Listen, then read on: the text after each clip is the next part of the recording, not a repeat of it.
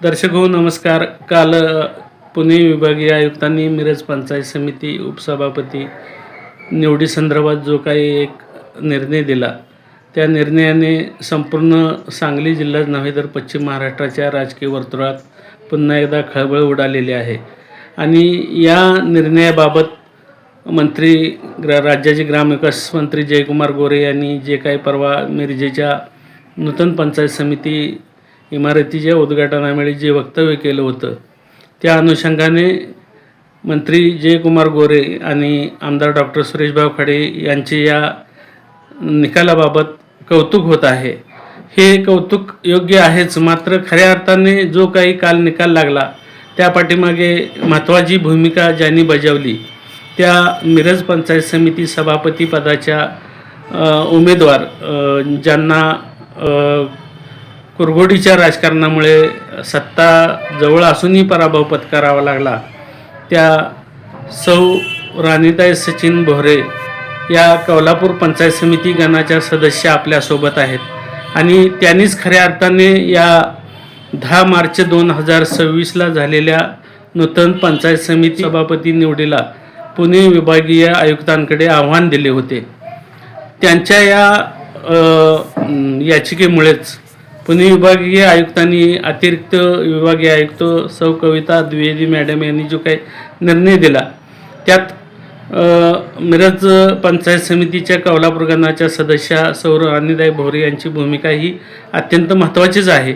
मात्र या साऱ्या ज्या काही घटना घडल्या कालपासूनच्या, त्यात कुठेतरी त्या मुख्य याचिकाकर्त्या असतानाही त्यांचा उल्लेख कुठेतरी राहून जाऊ नये म्हणून या दृष्टीने आपण आज त्यांच्याशी संवाद साधत आहोत. सर्वप्रथम राणीताई, आपले अभिनंदन. आपण जो काही राजकीय अन्याय झाला त्याविषयी याचिका दाखल केली आणि त्यात तुम्हाला यश आलेलं आहे. या कालच्या अतिरिक्त विभागीय आयुक्त पुणे यांच्या निर्णयाबाबत तुम्हाला काय वाटतंय?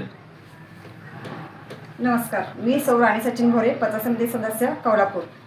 म्हणजे 10 मार्चला जी सभापती पदांची निवड झाली त्यामध्ये आमचं पदाची 10 संख्या होतीच आणि शिवसेना गटाचे एक पांडुरंग इंगळे तात्या म्हणून एक सदस्य होते, ते आमच्यासोबत होते. म्हणजे आमच्या 11 मेजॉरिटी होती. पण काही कारणास्तव आपल्या विरोधी गटाने इंगळेकर तात्यांना अपहरण करून त्यांना मतदानापासून वंचित ठेवलं गेलं आणि आम्हाला आमचा अधिकार काढून घेतला गेला. जे स्वप्न बघून आम्ही आमच्या सत्तेत उतरलो होतो त्या स्वप्नापासून आम्हाला वंचित ठेवलं गेलं. आणि ते असं सत्ता जर एखाद्या सत्ता जर मिळवायची झालीच तर ते कोणत्याही स्तराला जाऊ शकतात. मग त्या अनुषंगाने जर तुम्ही सत्ता मिळवण्यासाठी तुम्ही असा प्रयत्न करताय तर मग आमचा अधिकार आम्ही सत्तेपासून अगदी तोंडाला आमच्या घास आलेला तुम्ही काढून घेतलात. तर त्यासाठी आम्ही आमचा एक प्रयत्न म्हणून जे इंगळेकर तात्या ह्यांनी जे आपण जे झालं त्यांनी स्वतः स्टेटमेंट दिलं की मला या मतदानापासून वंचित ठेवलं गेलं आणि त्या वंचित ठेवलं त्यांनी पुणे आयुक्तालयाकडे त्यांचा अधिकार मागवला.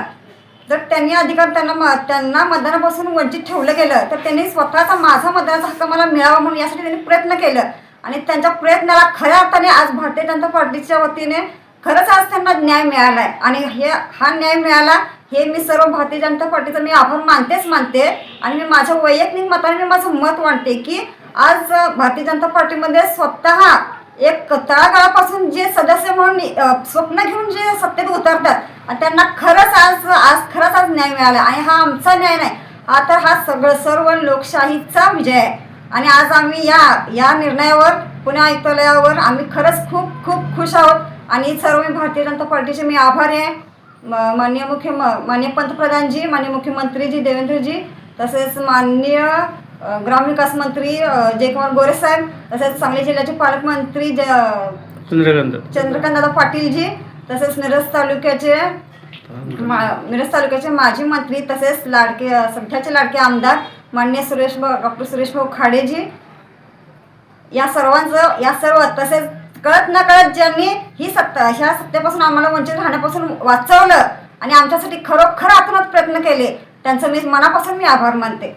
आणि मला एवढं सांगायचं होतं की राजकारण म्हटलं की पैसा हा माणसाच्या डोळ्यासमोर येतो, पण हे असं नाही की भारतीय जनता पार्टीनं हे दाखवून दिले. मी भारतीय जनता पार्टीचं आज मी माझा खरोखर मी मनापासून मी आभार मानेन की इथं भारतीय जनता पार्टीमध्ये सर्वसामान्यांना न्याय हा मिळतो. फक्त म्हणजे असं लोकांची गैरसमजूत आहे की राजकारण म्हणलं आणि भारतीय जनता भाजप म्हणलं की पैसा आणि सत्ता या दोन्हीच्या जीवावरती म्हणजे चालतंय हे पक्ष, पण हे साफ खोटं आहे. मी माझं वैयक्तिक मत मी मानते. मला कोणताही म्हणजे मी राजकारणात जे उतरले मला कोणताही पाठिंबा नाही किंवा माझ्या अगोदर राजकीय वारसा मला कोणताही नाही आहे, पण आम्ही आज एक शून्यातून जग निर्माण करण्यासाठी आम्ही जे प्रयत्न केले आणि आज मला खरोखर मला आनंद वाटतोय की भारतीय जनता पार्टी ही तळागाळापासून प्रयत्न करते आणि सर्वसामान्यांना जनतेला आणि सर्व लोकशाहीला धरून भारतीय जनता पार्टी काम करते. यासाठी मी भारतीय जनता पार्टीचा खरोखर मनापासून आभार मानते. राजकारणात जर अशा पद्धतीची याचिका वगैरे केली किंवा न्याय मागितला तर लवकर न्याय मिळेल अशी अपेक्षा नसते, मात्र 4 महिन्यातच तुमच्या या याचिकेवर न्याय मिळालेला आहे. याबद्दल तुम्हाला काय वाटते? हे मी माझं वैयक्तिक मत म्हणण्यापेक्षा सर्व लोकशाहीने हे पाहिलंय की राजकारणामध्ये असं म्हणतात की म्हणजे आम्हाला स्वतःला मला बोललं गेलं की तुम्ही हे आता म्हणजे तुमच्यासोबत असं घडलं, तुम्ही केस करला, सत्ता निघून गेली, 5 वर्ष झाली, 7 वर्ष झाली तरी याचे निकाल लागत नाही. पण हे असं नाहीये की असं म्हणजे आमच्या बाबतीत असं घडलं नाही आणि असं घडू पण नाही कुणाच्या बाबतीत. सत्याचा आणि म्हणजे मला असं म्हणायचं की सत्याचा विजय हा कधी ना कधी होतोच आणि हे भारतीय जनता पार्टीने दाखवून दिले. याबाबतचा अंतिम निर्णय झाल्यानंतर जर पुन्हा सभापतीची निवडणूक लागली तर तुम्हाला संधी मिळेल अशी तुम्हाला आशा आहे? हो, नक्कीच मिळेल. नक्कीच मिळेल. म्हणजे तुमच्या जो हातातोंडाशी आलेला घास हिरावून घेतला कुठील राजकारणाने तो तुम्हाला पुन्हा मिळेल, तुम्हाला न्याय मिळेल अशी तुम्हाला आशा आहे? नक्कीच मिळणार आम्हाला. आणि भारतीय जनता पार्टीचं एवढं म्हणजे हे आहे की आम्हाला पद नक्की मिळणार याच्याबद्दल आम्हाला विश्वास आहे. कालचा निकाल लागल्यानंतर काय नेत्यांशी संपर्क झाला तुमचा? काय म्हणजे नाही, आमचं कुठं नेत्यांशी काय संपर्क वगैरे काय झाला नाही. फक्त तुम्हाला विभागीय आयुक्तांकडून मिळालेल्या निकालाबाबत आनंद झाला? नक्कीच आम्हाला न्याय देवतो आमचा विश्वास आहे. विरोधकांनी हा निकाल मान्य करावा अशी तुमची अपेक्षा आहे? तुम्हाला जर आता येणाऱ्या काळात सभापती पदाची संधी मिळाली तर तुमचं काय म्हणजे पुढचं ध्येय काय आहे? माननीय डॉक्टर सुरेशभाऊ खळेंच्या नेतृत्वाखाली आम्हाला जी म्हणजे ही संधी मिळाली तर आम्ही नक्की जनतेचा सर्वांगीण विकासासाठी आम्ही नक्कीच प्रयत्न करेन.